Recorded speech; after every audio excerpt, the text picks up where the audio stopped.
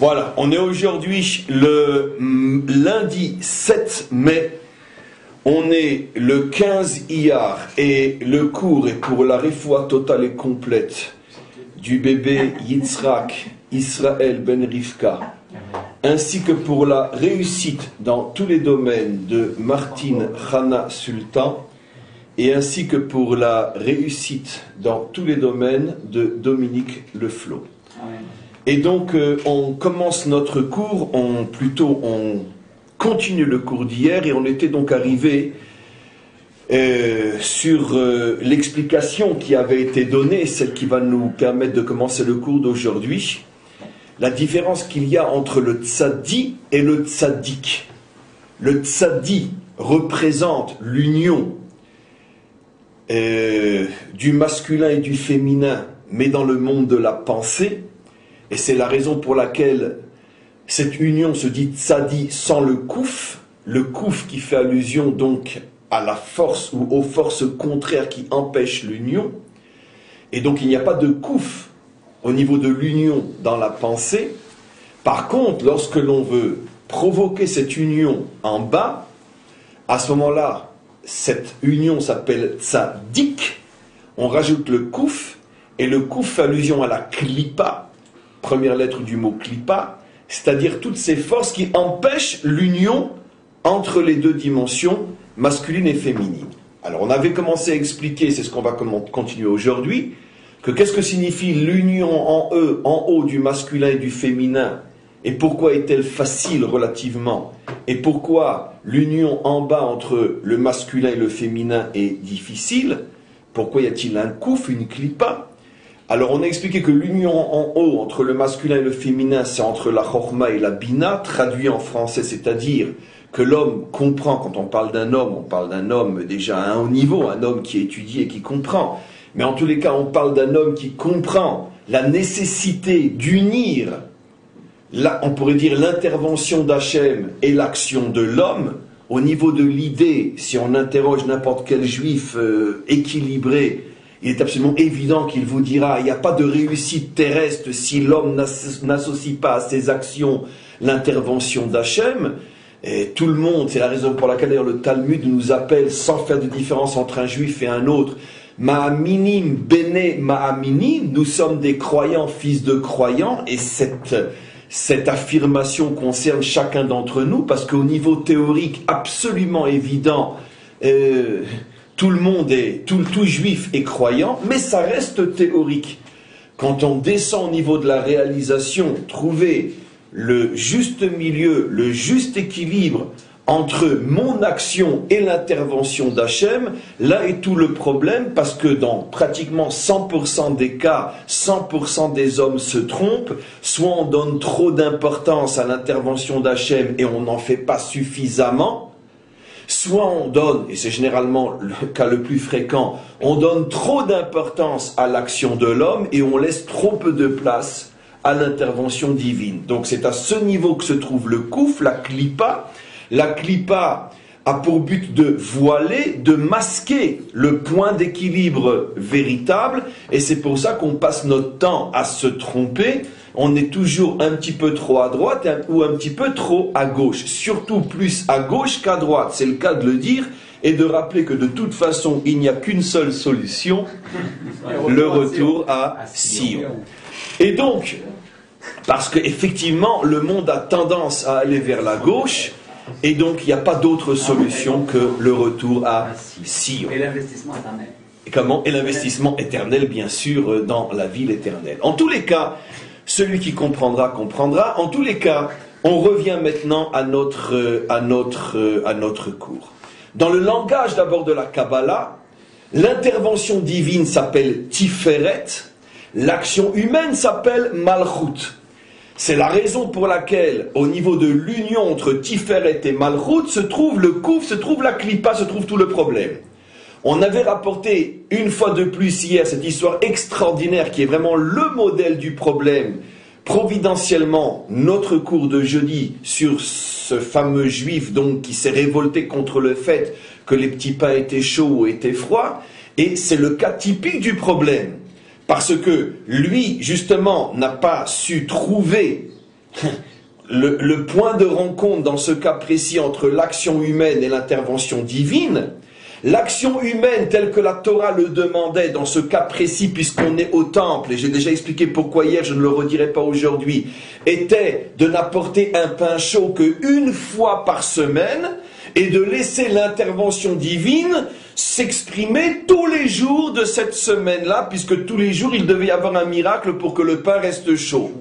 Lui a confondu entre ce que doit être le comportement humain à l'extérieur du temple par rapport à l'intérieur du temple. Il a voulu plaquer à l'intérieur du temple le comportement à l'extérieur du temple. Il avait raison à l'extérieur du temple. À l'extérieur du temple, il aurait dû avoir une action humaine, malchut, tous les jours, et ne pas obliger Hachem, Tiferet, à faire ce miracle-là. Mais là où était son erreur, c'est parce que justement, dans le temple, tout change. Donc on a vraiment une illustration parfaite de ce que peut être ce cafouillage de l'homme, et dans la vie de tous les jours, c'est pareil. Dans la vie de tous les jours, je veux réussir dans mon travail, je veux la guérison, je veux la réussite X et Y. Jusqu'où j'interviens moi en ne pensant qu'à mon action, et jusqu'où je me retire en disant à Hachem, voilà, toi tu dois agir. Je vous fais remarquer à titre d'exemple, ce n'est qu'un exemple, car je ne dis pas que c'est le modèle absolu dans chaque cas. La preuve, dans le temple, où là l'intervention divine prend le dessus, et de combien même par rapport à l'intervention humaine. Donc Tiferet est beaucoup plus important que Malchut. Mais prenons le cas, on pourrait dire, de la semaine standard. La Torah nous dit « Sheshet yamim ta'avod ou beyom hashvi'i shabbat l'Hashem Elokecha » Pendant 6 jours tu travailleras, et le 7e jour tu le redonnes à Hachem. On voit que la proportion est de 1 sur 7. Ça veut dire que le retour à Hachem, où l'homme cesse toute activité au point même de ne pas appuyer sur un interrupteur, ce qui montre le refus total du moindre geste, on redonne le monde à Hachem. C'est pour ça que ça s'exprime de manière tellement extrême et parfois même choquante pour celui qui n'a rien compris au sens profond des choses. Mais en tous les cas, le refus total de l'action jusqu'à une action aussi simple que celle-là ne se produit qu'une fois par semaine. Pendant 6 jours, on demande à l'homme « Sheshet yamim ta'avod ». Et ce n'est pas une concession, c'est une obligation. L'homme a le devoir de travailler 6 jours sur 7 et donc a l'interdiction de transformer sa semaine en Shabbat, ce qui signifierait, bon ben, Dieu s'occupera de moi. Il n'y a pas de Dieu s'occupera de moi, car si tu ne t'occupes pas de toi, personne ne le fera pour toi. Bien évidemment, ce que je dis ne doit pas être pris à la lettre, car même dans les 6 jours de la semaine, on prie 3 prières par jour, on consacre un temps à l'étude et à de nombreuses mitzvot qui montrent que finalement on insère Dieu dans chacun de nos faits et gestes. Mais malgré tout, il y a une action pendant 6 jours. Donc en tous les cas, on comprend, et on va pouvoir continuer maintenant, qu'au niveau de la rencontre entre Tiferet et Malchut, entre l'intervention divine et l'action humaine sur terre, se pose tout le problème qui est donc représenté par le Kouf. Et qu'est-ce qu'on avait vu hier? Hachem dit au Tzadik, je ne peux pas créer le monde avec toi, parce que sinon, les hommes vont se rendre compte de l'imperfection que j'ai insérée dans ma création, et ils vont s'en servir pour se déresponsabiliser et finalement justifier leur faiblesse et leur faute. Alors ça, ce passage-là, on l'avait lu, mais on n'avait pas du tout compris en quoi le fait de créer le monde avec la lettre Tzadik va justifier les fautes des hommes. Alors, d'après le cours d'hier et ce que j'ai réexpliqué aujourd'hui, on aurait dû dire « Je ne veux pas créer le monde par toi parce que c'est pas si facile que ça, parce que c'est dur, parce que pas tout le monde y arrive. » C'est l'esprit du cours d'hier et le début du cours d'aujourd'hui. Mais pourquoi aller plus loin encore dans ce que dit le Zohar? Si je crée le monde par toi, les hommes vont trouver un bon prétexte pour justifier leur faute. Marc et Cher, quel est le lien entre les deux? Et là, on va rentrer dans la suite du texte, comme je vous l'ai promis hier. Le Zohar lui-même demande, ou plutôt il se demande sur lui-même, Maï ta'ama, en quoi le tzaddik, s'il est pris pour créer le monde, va révéler, et va révéler l'imperfection et rendre les hommes irresponsables. Il dit comme ça, Madoua al-yede ot tzaddik, pour quelle raison si le monde est créé avec le tzaddik, Yidgalel ibn Adam shenivru bilti metukanim. les hommes vont voir qu'ils ont été créés imparfaits. En quoi le tzaddik révèle-t-il aux hommes qu'ils sont imparfaits? Alors voilà, regardez le grand secret que le Zohar va révéler, et etc. Et donc, il va jouer maintenant sur ce que nous connaissons déjà depuis fort longtemps, bien avant même que l'on commence cette série de cours sur le Zohar, sur le secret de la lettre hébraïque. Vous savez que l'une des raisons pour laquelle notre langue s'appelle la langue sainte, la Shona Kodesh, c'est parce que c'est la seule langue dont les lettres et leurs formes elles-mêmes contiennent des messages infinis. Ça veut dire qu'en vérité que toute la sagesse d'Israël se trouve contenue dans la forme des lettres d'Israël, de la Torah d'Israël. Vous savez que Rabbi Akiva, qui a vécu jusqu'à 120 ans, qui a étudié la Torah pendant 80 années, jour et nuit, de l'âge de 40 à 120, et qui est devenu le plus grand maître de tous les maîtres d'Israël, au point que le Hari HaKadosh affirme qu'il était une partie de l'âme de Moshe Rabbeinu, le côté féminin de l'âme de Moshe Rabbeinu, féminin sur le plan spirituel bien sûr, Torah Shebirtav, Torah Shebealpé, la loi écrite qui est masculine, la loi orale qui est féminine. Bekitsour, le plus grand de tous les grands, au point que le Talmud dit que toute la Torah Shebealpé, après lui, sont ses élèves à lui. Plus personne qui n'est pas issu de son école n'a pu relever la tête après lui, tellement son influence a influencé le monde de la Torah jusqu'à aujourd'hui. Et donc, vous imaginez l'immensité du personnage, et vers la fin de sa vie, un jour, un de ses élèves l'a croisé, et il avait un visage rayonnant, comme s'il revenait d'une visite dans le Gan Eden. Et son élève, qui n'était pas habitué à un visage tellement rayonnant, lui a demandé « Mais maître, d'où viens-tu? Que se passe-t-il » Et il lui dit « Grâce à Dieu, je viens enfin de commencer maintenant l'étude de la lettre bête. » Ça veut dire qu'il avait passé toute sa vie à l'étude de la lettre Aleph, la première lettre de l'alphabet. Il était content qu'aujourd'hui il venait de terminer l'étude du Aleph, il pouvait enfin commencer la lettre bête. Donc, c'est-à-dire combien dans chaque lettre, dans la forme de la lettre, se cachent des inimaginables. Et c'est ce que Rabbi Shimon Bar Yochai va faire maintenant sur la lettre Tzadik. Alors avant de rentrer dans le texte, je vais essayer de vous rappeler comment s'écrit un Tzadik. En tous les cas, comment qu'il s'écrit dans un Sefer Torah, pas dans un livre imprimé, car dans les livres imprimés, les lettres ne sont pas du tout comme elles sont écrites dans le Sefer Torah, dans le parchemin. Dans un parchemin, un tzaddik est composé de 2 lettres. J'ouvre juste une parenthèse. 99% des lettres de l'alphabet sont composées généralement de 2 lettres ou plus. Et donc c'est une union de différentes lettres qui fait la forme de cette lettre en particulier. Le tzaddik est composé de 2 lettres, un yud et un nun. Comment? Puisque comment est le tzaddik? Le tzaddik se présente donc avec 2 sortes de pointes, comme ça, hein, il faudra avoir une image, 2 pointes comme ça, et l'une des pointes, donc 2 pointes comme un crochet comme ça, d'accord, comme une fourche en haut, et simplement la pointe de gauche descend, à la différence de la pointe de droite qui reste en haut, la pointe de gauche descend, et va former le corps d'un nun. Ce qui veut dire que si vous regardez après le cours dans un Sefer Torah, et vous verrez qu'effectivement, un tzaddik, c'est un yud et un nun qui sont collés. Mais qui sont collés comment? Par le dos. C'est-à-dire que le nun est écrit comme on écrit un nun, donc il regarde vers la gauche. Par contre, le yud est à l'envers. C'est-à-dire qu'il est accroché au dos du nun, mais le yud est à l'envers. C'est-à-dire que le yud regarde vers la droite, et le nun regarde vers la gauche. Dit d'une autre manière, comme ça va être dit dans le Zohar, le yud, comme il est en haut, regarde vers le haut, et le nun, comme il descend vers le bas, regarde vers le bas. Ou dit d'une autre manière, le yud est à droite de la lettre tzadik et est une lettre en hauteur, le nun est à la gauche de la lettre tzadik et descend vers le bas. Donc le tzaddik est un yud et un nun qui sont encore une fois collés par le dos sans se regarder face à face.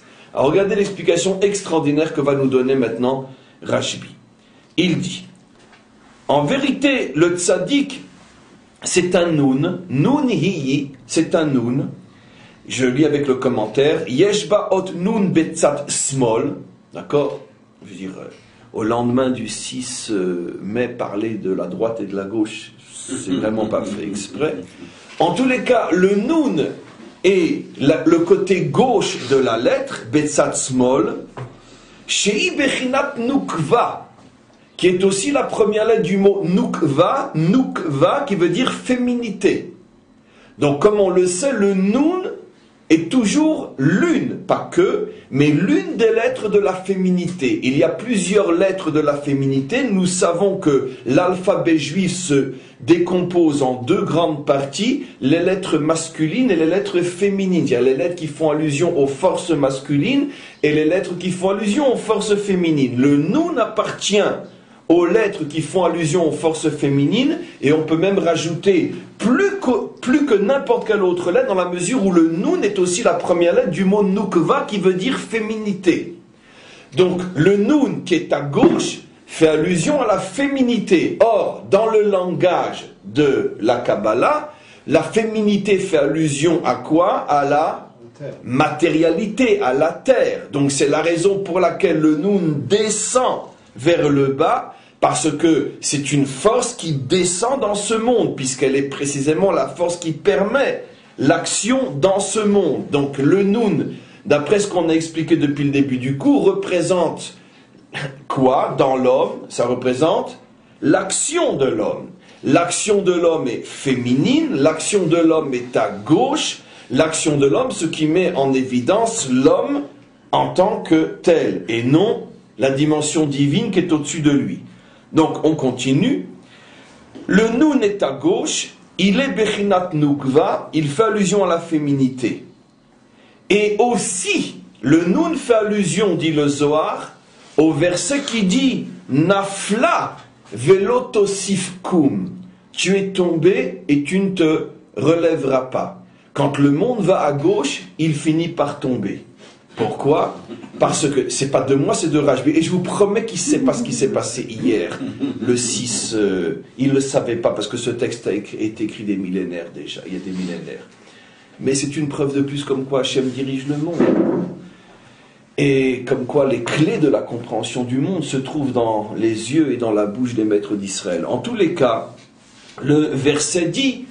Pourquoi le Nun fait allusion à la gauche? Parce que le Nun est la première lettre aussi du mot Nofel, qui veut dire tomber, se casser la figure.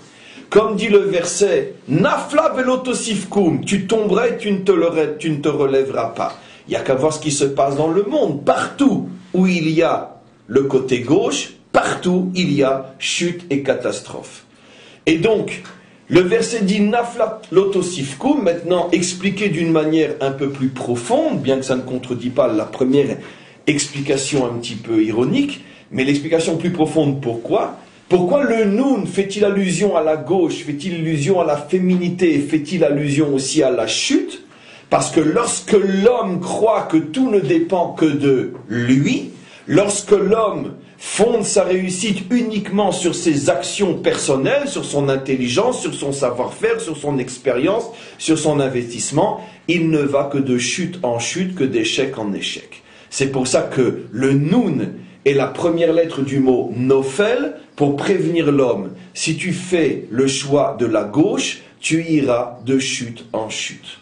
Dit à un niveau personnel, si tu crois que tu vas réussir uniquement en te fondant sur tes propres forces, sache que la réalité va vite t'apprendre le contraire. Et donc c'est la raison pour laquelle, pour l'instant, Rajbi explique ce que signifie le Nun. Le Nun est l'action de l'homme, le Nun est donc le côté gauche, le Nun est la féminité, mais attention, dans le Nun, il y a la mise en garde, attention à la chute. N'oublions pas que pour l'instant, on parle d'un Nun qui serait tout seul, mais on va maintenant lui associer le Yud. Et regardez la suite. Atie Yud. C'est pour ça que vient le Yud. Le Yud vient pour sauver le Nun. Ça veut dire d'une certaine manière pour rééquilibrer le Nun. Le Nun est la partie qui met le monde et l'homme en danger. Vous remarquez quelque chose d'extraordinaire. Regardez Rajbi, comment il explique le tzaddik. Normalement, le tzaddik, pour l'écrire, on écrit le Yud avant le Nun. Puisqu'on écrit nous de droite à gauche. Donc on forme d'abord le tzaddik et après on forme le Nun. Quand on écrit on écrit d'abord le Yud, après le Nun, et on a terminé la forme du tzaddik. Or, dans l'explication, il commence par expliquer le Nun. Il explique de gauche à droite. Il y a bien sûr une intention. Pourquoi? Parce qu'il veut nous montrer que malheureusement, la tendance première de l'homme et du monde, c'est de choisir la gauche, c'est-à-dire de toujours faire l'erreur de penser qu'on va s'en sortir tout seul, on n'a pas besoin du maître du monde.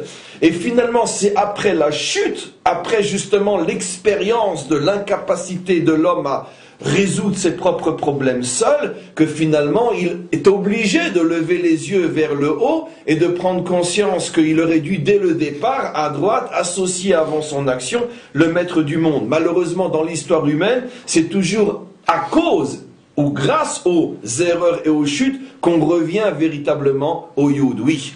Le nôtre, c'est pas le Dafka, le char le plus important, le dernier niveau? Charano. Excellente question. Et la réponse sera à la hauteur de la question. Quelle est la question qui est posée?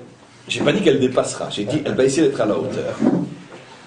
Il remarque que dans énormément de textes et de passages de notre Torah, le Nun représente au contraire quelque chose d'immensément grand et positif, les fameuses Nun, valeur numérique 50, les 50 portes de la Bina qui font allusion en résumé rapide aux 50 portes de la délivrance finale.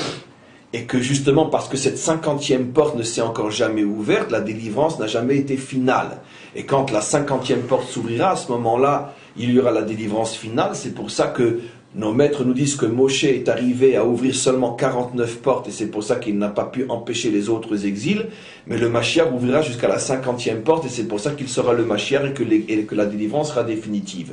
Donc la question qui se pose évidemment, comment peut-on expliquer que le Nun est négatif alors que le Nun est aussi utilisé pour du positif? La réponse est absolument évidente, toujours selon le principe que justement, la véritable grandeur est de transformer l'obscurité en lumière. La véritable grandeur est de transformer l'exil en délivrance. La véritable grandeur est de transformer le mal en bien, la faute en mérite. C'est-à-dire que le travail de l'homme est justement de prendre le problème et de le résoudre. Comme le problème de l'homme, c'est qu'il n'arrête pas de chuter parce qu'il veut un monde sans Dieu, en tous les cas sans association équilibrée et équilibrante avec Dieu, plutôt, comme on va le voir, parce que c'est pas tout de dire un monde avec Dieu, puisque comme on le sait, un monde avec Dieu peut être aussi un véritable enfer, pire encore qu'un monde sans Dieu. Mais un monde avec Dieu, et donc, où le véritable lien, le véritable yesod, justement c'est tout le cours depuis 2 jours, le véritable point de rencontre est trouvé et respecté, et donc il n'y a pas, on pourrait dire, de déséquilibre dans un sens ou dans l'autre. Mais en tous les cas, lorsque l'homme arrivera justement à être sur terre, tout en trouvant le point de rencontre positif avec le maître du monde, à ce moment-là justement, c'est là qu'il arrive à la délivrance. Dit d'une autre manière, la délivrance, ce n'est pas de refuser le monde et de se réfugier dans Dieu. La délivrance, c'est prendre ce monde et le connecter à Dieu. Donc c'est prendre ce monde, le fameux Nun, mais le connecter à Dieu, le fameux Yud. C'est donc la lettre Tzadik. Et à ce moment-là, le Nun devient le Nun de la lettre Tzadik, c'est là que le 50 devient les 50 portes de la Bina. Tu comprends?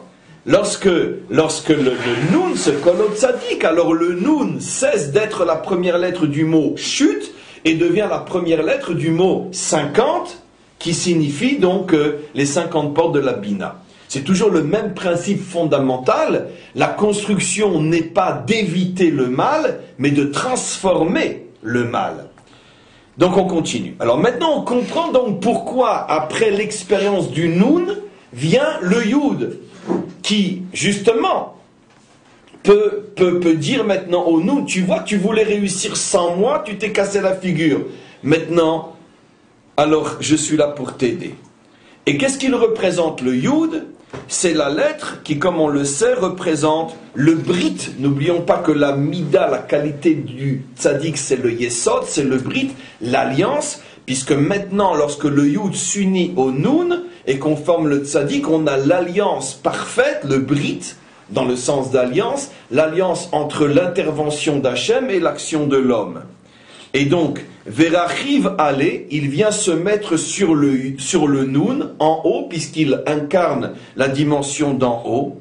veitached beade, et ils se collent l'un à l'autre. Donc pour l'instant, première partie très importante, et on va après commencer la deuxième partie qui, elle, est extrêmement profonde. Première partie, Rajbi nous explique comment fonctionne, encore une fois, un tzaddik. Je m'excuse de me répéter, mais c'est très important. Le tzaddik, c'est deux lettres. Deux lettres qui incarnent deux dimensions différentes. La première, le Noun, qui incarne l'homme dans ce monde sans le maître du monde, et le Yud qui incarne le maître du monde, puisque comme il le dit aussi dans les commentaires, c'est aussi la première lettre du nom divin, Yud Ke Vav Ke, comme on le sait. Qu'est-ce que c'est le tzaddik? C'est la réunion entre ces deux dimensions qui permet l'équilibre, qui permet donc au monde de pouvoir tenir. Le Yesod, c'est le fondement, il n'y a pas de maison, de palais sans fondement. À partir du moment où l'homme prend conscience qu'il ne peut ni être dans le Noun seul, ni être dans le Yud seul, il prend le Yud, il prend le Noun, il les réunit, et ça forme le tzaddik. Donc jusqu'à présent, on n'a toujours pas compris pourquoi ne prendrait-on pas le tzaddik comme première lettre de la création. Pour l'instant, on n'a toujours pas compris pourquoi Rajbi dit que si le monde avait été créé avec le tzaddik, alors les hommes auraient de là pu justifier leur faute. Au contraire, on est en train d'expliquer apparemment que le tzaddik, c'est justement tout le contraire de la faute, puisque c'est l'union entre le haut et le bas. Donc l'explication va venir maintenant. Regardez ce qu'il va rajouter. Verazada, mais sache qu'il y a ici un très grand secret, auquel d'ailleurs nos maîtres font allusion, bien évidemment au sujet de la création de Adam et Chava, secret auquel nous-mêmes avons fait allusion des milliers de fois dans nos cours. Et quel est ce secret? Kad bara kucha berichu, les Adam Rishon, c'est le secret évoqué par nos maîtres dans leur langage complètement codé et parabolique lorsqu'ils disent que lorsque Adam a été créé au départ, do partsufim bara, il l'a créé double, il l'a créé masculin et féminin. Comment? C'est un concept. C'est pour ça que c'est une image, c'est une parabole. Il ne s'agit pas de l'homme physique, nous. C'est le concept Adam, comme je vais expliquer. Alors, on peut dire Adam Kadmon, mais on ne sait pas ce que c'est Adam Kadmon non plus. Mais c'est le concept Adam. En fait, c'est oui Adam Kadmon, qui veut dire le concept Adam, c'est-à-dire l'idée fondamentale de l'humain. C'est ce à quoi font allusion nos maîtres. Il dit ce modèle fondamental a d'abord été créé do partsufim. Do partsufim, il y a un jeu de mots extraordinaire quand on est de langue française, parce que do veut dire double, mais veut dire aussi en français do. Do. C'est-à-dire il a été créé double, mais do à do. Do partsufim. Ça veut dire que le modèle fondamental de l'humain a été créé double, c'est-à-dire dès le départ masculin et féminin, mais le masculin et le féminin étaient effectivement collés l'un à l'autre, mais dos à dos. C'est bien sûr, encore une fois, pas à comprendre sur le plan physique et terrestre, mais sur le plan parabolique, au niveau de la notion, comment nos maîtres comprennent ce qu'est l'essence de l'humain. Donc au départ, il y a donc une création où le masculin et le féminin sont, oui, collés, donc ce qui est positif, mais dos à dos. Dit le Zohar, c'est exactement la forme du tzaddik. Le tzaddik, comme je vous l'ai dit, c'est le féminin Noun et le masculin Yud, mais qui sont collés dos à dos. C'est-à-dire que le Yud tourne sa face au Noun. Il n'est pas comme ça, où là sa face serait du côté du Noun, bien que le Noun lui-même lui tourne le dos, mais il est comme ça. Ça veut dire qu'il tourne le dos au Noun. En vérité, le face-à-face serait comment? Comme ça, plutôt. Le Noun et le Yud. Mais cette lettre n'existe pas. Il n'y a pas une lettre où il y a un Yud qui regarde un Noun et en même temps le Noun qui regarde le Yud. Comment? Dans une des parachiotes, on a les deux Nouns qui se regardent. Nachod, ça fait allusion à ça. Cette fameuse paracha, peut-être qu'on en parlera aussi, bien sûr. Il y a une paracha où deux Nouns se regardent, donc il y a un Noun qui est à l'envers ou plutôt à l'endroit. Tu as parfaitement raison. Mais en tout cas, au niveau d'une lettre, on n'a pas une lettre où le Yud regarderait le Noun. Parce qu'encore une fois, la lettre que nous connaissons, c'est un Yud qui tourne le dos au Noun et le Noun qui tourne le dos au Yud. On aurait pu imaginer la lettre écrite telle que le Yud, lui, regarde le Noun en étant collé à son dos par le haut, mais le Noun, lui, reste avec le dos tourné. On aurait pu imaginer éventuellement une lettre où le Noun regarde le Yud et le Yud, lui, soit détourné comme ça, mais une lettre composée de deux parties distinctes où le Yud regarderait le Noun et le Noun regarderait le Yud. Nous ne connaissons pas cette lettre, elle fait partie des 22 lettres de l'alphabet. En tous les cas, ici nous avons encore une fois un Noun et un Yud qui sont dos à dos. Alors regardez maintenant ce que le commentaire dit. Que chez Bara Akadosh Baruchu, quand Akadosh Baruchu a créé Adam Arishon, on parle ici encore une fois de concepts métaphoriques et non de réalité physique. Quand Hachem a créé Adam Arishon, le premier homme, Baro do Partsufim, il l'a créé double, c'est-à-dire Zachar Venekeva, composé de la dimension masculine et féminine. Dvukim achor be'achor, mais ils étaient collés dos à dos. Amusez-vous à décoder le message. Ve'em sod zun sheneatzlu achor be'achor, et ça fait allusion à Tiferet et Malchut qui ont été créés ensemble mais dos à dos. Rappelez-vous ce qu'on a expliqué. Tiferet, c'est l'intervention divine. Malchut est l'action humaine. Dès le départ, l'homme a été créé avec l'union entre les deux dimensions divines et humaines, mais elle se tournait le dos. Ça veut dire qu'elle n'arrivait pas à se voir face à face. Mais regarde-moi donc dans les yeux. Non. Voilà. On retrouve un petit peu, puisqu'ici on parle de féminité et de masculin. C'est quoi un couple? Et malheureusement, il y en a tellement comme ça qui vivent ensemble, mais dos à dos. C'est quoi? Il y a des couples qui ne cessent de se croiser, mais qui ne se retrouvent jamais. C'est ça un couple qui vit dos à dos. Ça veut dire que finalement, il n'y a pas de véritable union. On est ensemble, le Yud est avec le Noun et le Noun est avec le Yud, ils sont collés, mais ils sont dos à dos.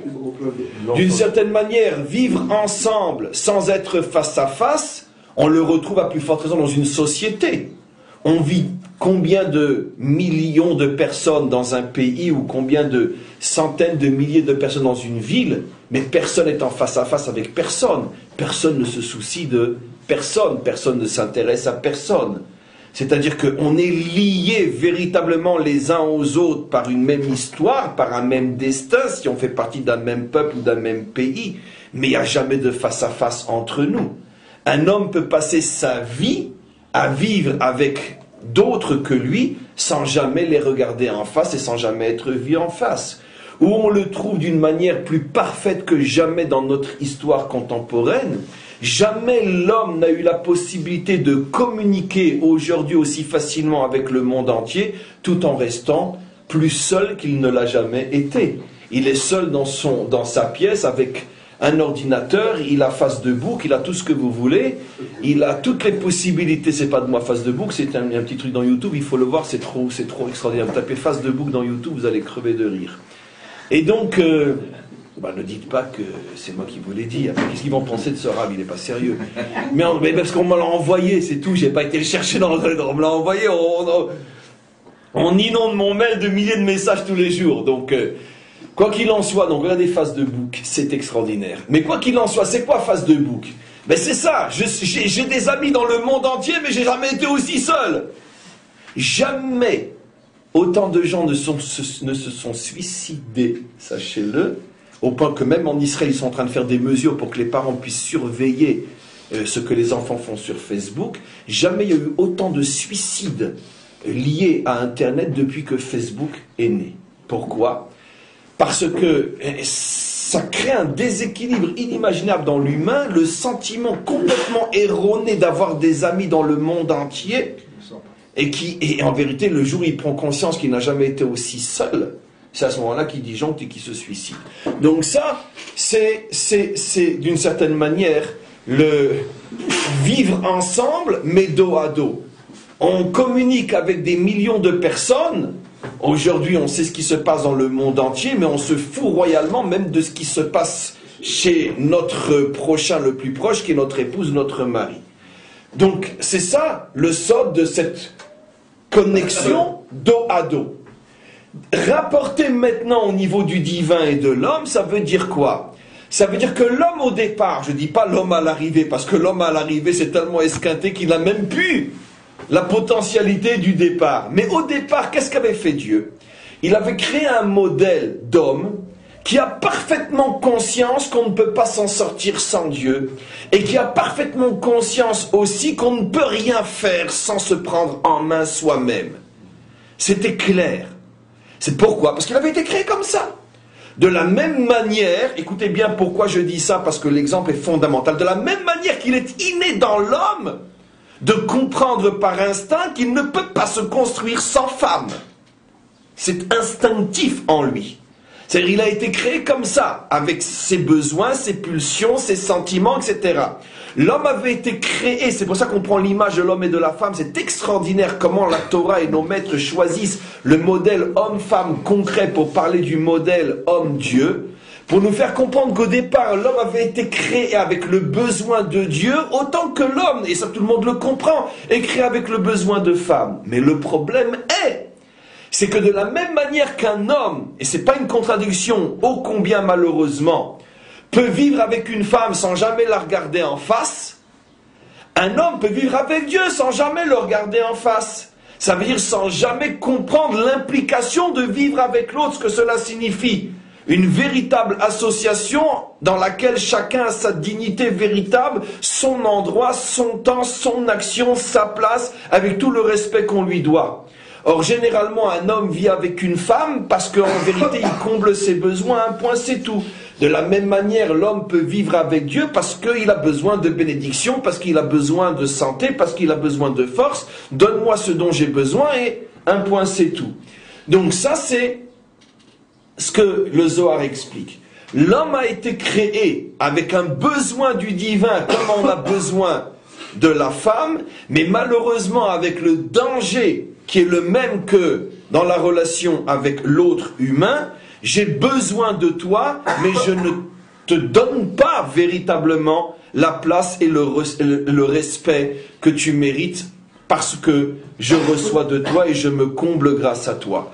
Et donc exactement de la même manière par rapport à Hachem, et on continue pour l'instant. Et donc, au Beginkar, et c'est la raison que Anpoi Me'adar La'achora, que les visages étaient tournés l'un de l'autre. Et c'est ça la forme qui est Gavnada Tzadik, et c'est ça la forme du Tzadik. Velo itadru anpin be'anpin. Et le Tzadik nous montre qu'il y a une difficulté à se regarder face à face. Le Yud ne regarde pas le Nun et le Nun ne regarde pas le Yud. Encore une phrase et je vais expliquer. Istakel, Zachar istakel leila ke gavnada, venukva istakla letata ke gavnada. Le masculin ne regarde, qui est le Yud, ne regarde que vers le haut, et le féminin, qui est le Nun, ne regarde que vers le bas. Et donc, c'est la raison pour laquelle, après on verra la suite, c'est la raison pour laquelle je ne peux pas créer le monde avec le tzaddik. Ici, Rajbi fait allusion à quelque chose, c'est que lui-même prévient que c'est un sod. Or, il y a une question évidente, il n'a pas besoin de dire que c'est un sod. Tout le Zohar ne sont que des secrets. Pourquoi prévient-il là que c'est un secret? Parce qu'il y a ce qu'on appelle le secret, il y a ce qu'on appelle Raza des Razim, le secret du secret. Ça veut dire que c'est un secret dans le secret. Ça veut dire qu'ici, Rajbi fait allusion à une notion que nous n'expliquerons pas jusqu'au bout, parce que c'est tout simplement tout à fait au-dessus de nos moyens, et qu'on va essayer d'effleurer malgré tout. Ça veut dire que Rajbi est en train de révéler quelque chose d'absolument incroyable, que volontairement, Dieu a introduit une imperfection dans sa création. Et il ne veut pas que cette chose se dévoile trop. C'est ça l'allusion au fait que il ne faut pas que le monde soit créé avec la lettre tzaddik, sinon les hommes vont s'apercevoir qu'il y a une imperfection dont ils ne sont pas responsables, et ils vont en tirer de là une justification pour leur faute. Donc, le tzaddik représente cette imperfection, et c'est la raison pour laquelle Dieu ne voulait pas qu'il soit la première lettre de la création. Ça, ce sont bien sûr des codes et des métaphores. Ça veut dire quoi en bon français? À notre niveau, bien sûr, c'est-à-dire on ne va rien dire.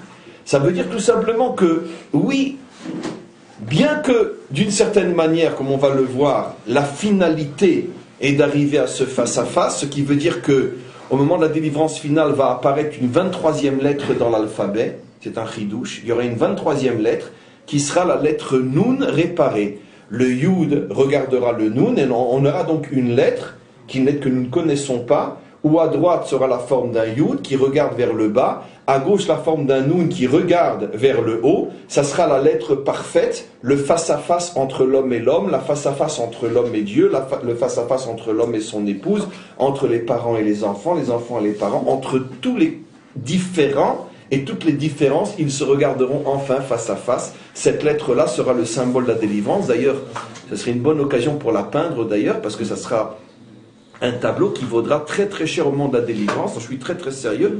Et si vous pouvez avoir vous le mérite de le faire, le tableau de la délivrance. Donc, il va falloir bien sûr avoir des couleurs de lumière, etc. Un beau Yud qui regarde un Nun, ça sera l'emblème de la délivrance finale. Donc ça c'est un scoop. Et on continue maintenant. Maintenant, pour l'instant, c'est pas comme ça, parce que Hachem ne le voulait pas. Pourquoi il ne voulait pas? Parce que sinon, quel va être le travail de l'homme? Et effectivement, le travail de l'homme, c'est de quoi? C'est de, comme on va le voir, de décoller le Yud du Nun et de les retourner pour les obliger à se regarder. Regardez, c'est ce qu'il va dire. Amar la kucha berichu. Mais Dieu a dit au tzaddik, je t'ai créé imparfait, mais pas pour que tu restes comme ça, mais pour permettre l'histoire. Et quelle va être l'histoire? De anazamin le nasralar, viendra un temps où tu vas être coupé, le tzaddik va être coupé, cette lettre-là n'existera plus telle qu'on la connaît aujourd'hui. Ulmi avad la rapin beapin, et je vais te mettre face à face. Aval beatra haratistalek, mais ça ne se passera qu'à la fin de l'histoire, et ça sera au moment de la délivrance finale. Quand le tzaddik a entendu ça, tout de suite il est parti, puisque finalement il n'a pas du tout été déçu de ne pas être choisi, puisque finalement il s'est rendu compte qu'il sera la lettre de la délivrance finale. Donc finalement, vous imaginez ce Zohar absolument incroyable sur la lettre tzaddik. On a terminé la lettre tzaddik aujourd'hui, j'ai juste encore quelques minutes à expliquer ce qui vient d'être lu. Mais quelque chose d'extraordinaire, ce qui veut dire que le tzaddik est d'une certaine manière le symbole, l'allusion à cette imperfection volontaire que Dieu a fait rentrer dans le monde pour permettre à l'homme de terminer le travail commencé et de transformer le tzaddik en une lettre nouvelle qui sera la lettre de la délivrance. Donc, on comprend effectivement, entre autres, ce à quoi fait allusion maintenant le verset lorsqu'il dit, à la fin du récit de la création, « Asher bara Elohim la'asot » j'ai créé un monde que tu dois parachever, j'ai créé un monde représenté par la lettre tzaddik, mais tu dois le parachever, la fameuse lettre de la délivrance. C'est-à-dire, j'ai créé un monde dans lequel toute la potentialité de la perfection s'y trouve, puisque je vous ai donné le tzaddik, je vous ai donné le tzaddik qui représente le yud, la dimension d'en haut, et le nun, la dimension d'en bas, mais j'ai volontairement introduit une imperfection à l'intérieur de ces deux dimensions, au lieu de les créer directement face à face, ce qui aurait enlevé tout le mérite de l'homme, je les ai créés dos à dos. Donc finalement, quel va être ton travail à toi l'homme? Finalement, tu disposes de tous les ingrédients de la délivrance finale. Je te demande simplement d'opérer une séparation entre ces deux lettres pour les remettre face à face. Moshe, il n'a pas vu Kadosh Baruch Hu face à face? On va y arriver, j'étais sûr que tu allais le dire. Et aujourd'hui, tu as décroché le gros lot. C'est bien, décroche-le tous les jours. Mais avant d'arriver à ce que tu dis, d'abord, où on a cette image extraordinaire, d'après nos commentaires, de cette création dos à dos, puis du décollage pour le face-à-face, c'est quel récit, ce récit-là? Mais c'est le récit de la création de Adam et Chava, d'après nos maîtres, comme le Zohar y fait allusion. Adam et Chava ont été créés dos à dos, et après, c'est quoi la création de la femme? C'est qu'il a simplement coupé au niveau du dos à dos des sortes de siamois, et les a mis face à face. D'après nos maîtres, quand Hachem a dit il n'est pas bon que l'homme soit seul, ça fait allusion à la situation où l'homme finalement est dos à dos avec sa femme. Pourquoi il est dos à dos avec sa femme? Il s'appelle seul parce qu'il ne la voit jamais. J'ai déjà raconté cette histoire extraordinaire. Comment? Non, ils étaient face à face, les chérubins. Oui, mais Dieu parle entre eux. Oui, exactement, il faut que ça face à face. C'est l'histoire, je vous ai racontée, mais je m'excuse, je suis très loin avec mes blagues, surtout quand ça fait 1001 fois que je la raconte. De ce vieux couple à la retraite qui rencontre un autre vieux couple à la retraite par hasard lors d'une sortie. Ils ne s'étaient pas vus depuis l'enfance, ils étaient sur le même banc d'école. Oh, incroyable, qu'est-ce que vous faites là? Venez, on était de passage, venez, on vous invite, on va faire un repas à la maison, etc. Et donc ils arrivent le soir, et puis donc ceux qui les ont invités, qui ont déjà un certain âge, les deux groupes à un certain âge, le mari n'arrête pas, ma chérie, ma douce, ma biche, ma merveille, oh c'était bon, est-ce que tu as encore un petit peu de ci? Vraiment, tous les mots amoureux du monde pendant toute la soirée. Et puis les autres sont là, je veux dire, après 60 ans de mariage, je veux dire, il faut le faire quand même. Comment qu'il arrive encore, ma chérie, ma douce, ma biche, ma colombe, mes yeux, ma couronne, ouais, comment qu'il fait? À la fin du repas, le copain, il prend l'autre, il lui dit, mais dis-moi, mais quel est ton secret? Comment tu fais pour l'aimer autant après 60 ans de mariage? Il lui dit, tais-toi, idiot. Je me rappelle plus comment qu'elle s'appelle. C'est vrai que je lui dis ma biche, ma colombe, parce qu'il ne sait plus son nom.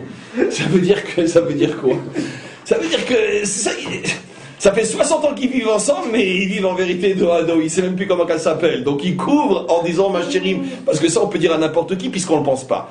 Donc, mais lui dire son nom, ça veut dire ce qu'elle est, son identité, ça il a complètement oublié.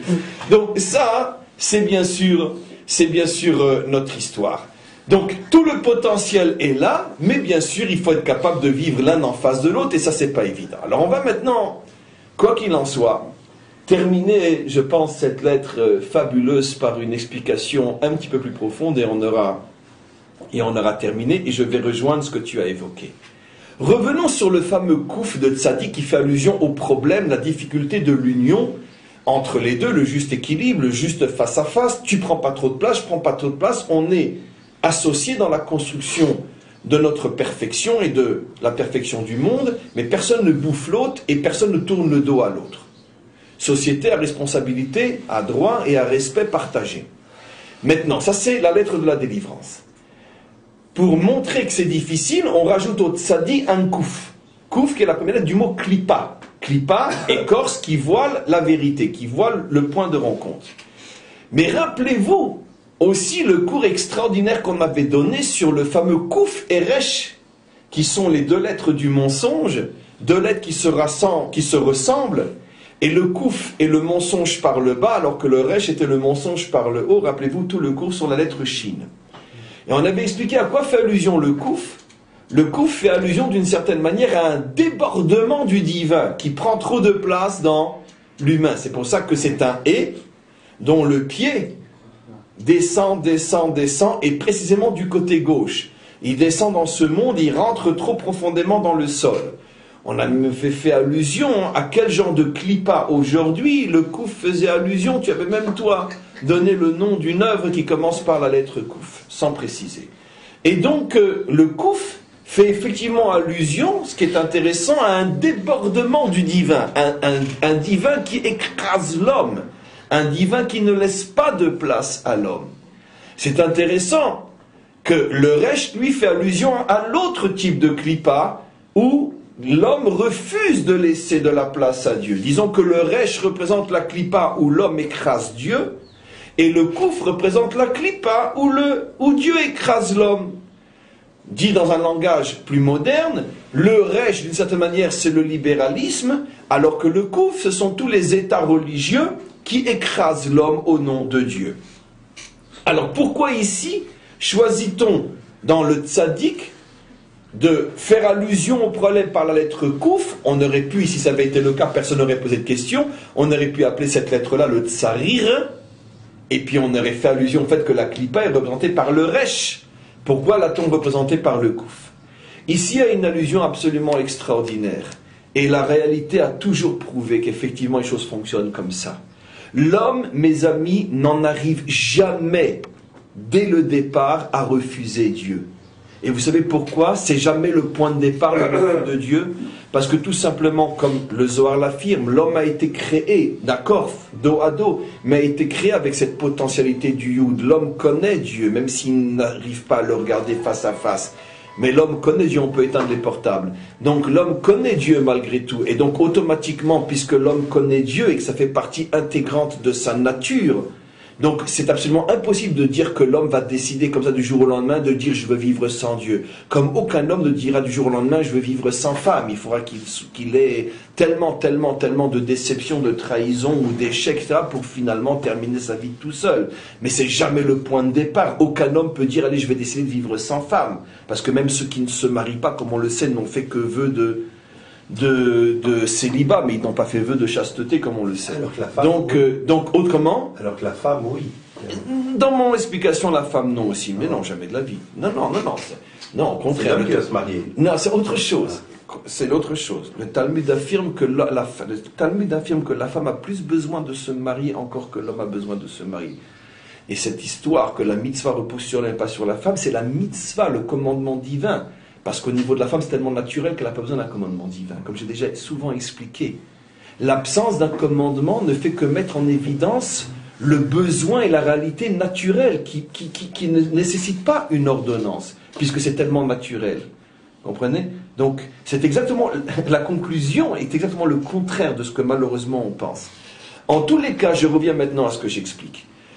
Donc, l'homme ne peut jamais, dès le départ, décider de vivre sans Dieu. Mais qu'est-ce qui fait que le monde peut en arriver à se décider de vivre sans Dieu? C'est parce qu'il y a eu d'abord quantité de générations, quantité de civilisations et de religions qui ont été trop loin dans la présence de Dieu, au point que l'homme n'en peut plus, et finalement une extrême en amène une autre, et il la rejette. Quand on exagère la place de Dieu, finalement on provoque la révolte qui fait qu'on ne veut plus Dieu. C'est ce qui s'est passé dans toutes les religions, toutes les civilisations. La révolte libérale, la révolte athée est la conséquence directe d'une exagération dans la présence de Dieu. Pourquoi les gens sont malades? Parce que ils vont contre Dieu. Jusqu'à ce qu'arrivent Pierre et Marie Curie qui disent mais arrêtez de dire des bêtises, c'est pas à cause de ça. Regardez, on a détecté, on a trouvé le microbe qui rend les gens malades. Ça veut dire que lorsque on exagère et on met Dieu à toutes les sauces, sans intelligence et sans sagesse, et qu'on le banalise, et qu'on exagère sans la moindre nuance et sans la moindre sagesse sa présence dans ce monde, lorsqu'on transforme l'homme en robot de Dieu, automatiquement, ça va provoquer un dégoût, un vomissement, un rejet total.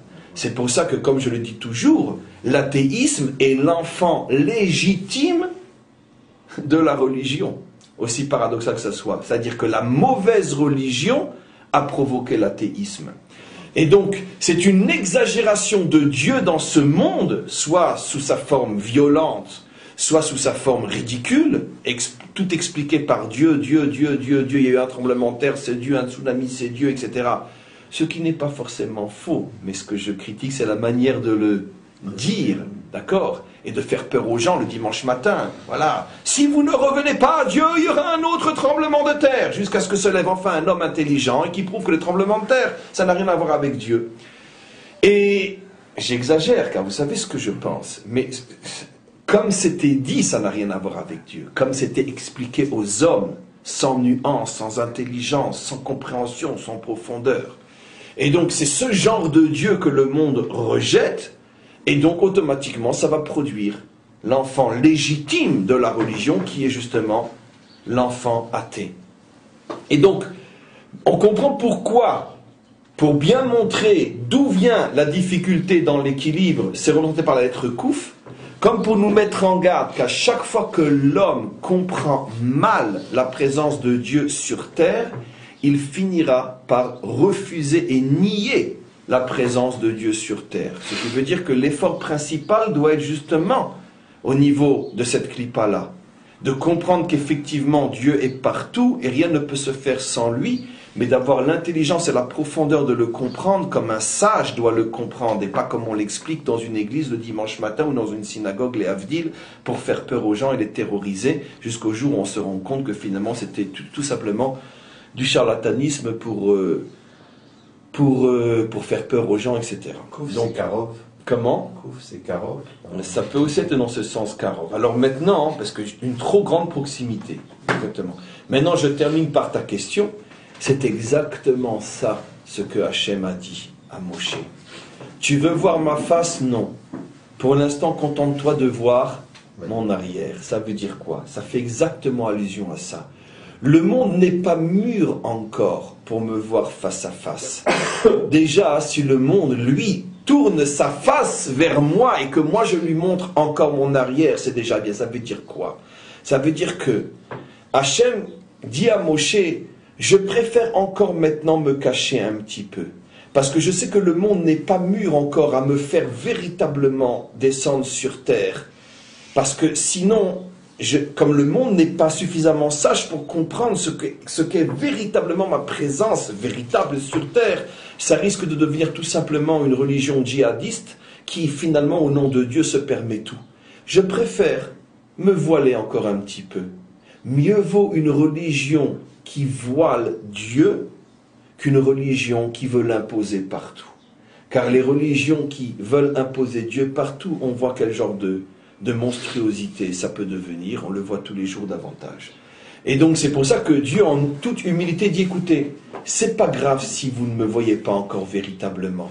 Lorsque le monde sera mûr, c'est-à-dire lorsque l'homme sera suffisamment sage pour supporter cette vision face à face sans devenir intolérant, extrémiste et je ne sais quoi, à ce moment-là je montrerai ma face. Mais pour l'instant, qu'est-ce que dit Dieu ? Ki lo irani à Adam vachai. Je connais mon monde. Si je dévoile ma face et que je me montre partout, l'homme ne pourra plus vivre. Et effectivement, le monde sera séparé en deux, les fidèles qui tuent les infidèles au nom de ce Dieu qu'ils veulent voir partout et surtout imposer partout. Donc Dieu, le vrai, celui qui ne veut pas qu'on se batte et qu'on tue en son nom, celui-là dit, écoutez, vous savez quoi ? Moi je reste le dos tourné. Arrêtez de me voir partout ou de vouloir me faire voir partout, parce que ce monde-là n'est pas un monde dans lequel l'homme peut vivre. Kilo irani Adam vachai. Et lorsque je verrai que mon monde est suffisamment mûr pour mériter ce tournement de face, alors à ce moment-là, je dévoilerai ma face. Amen. Vechen Yeh Ratzon.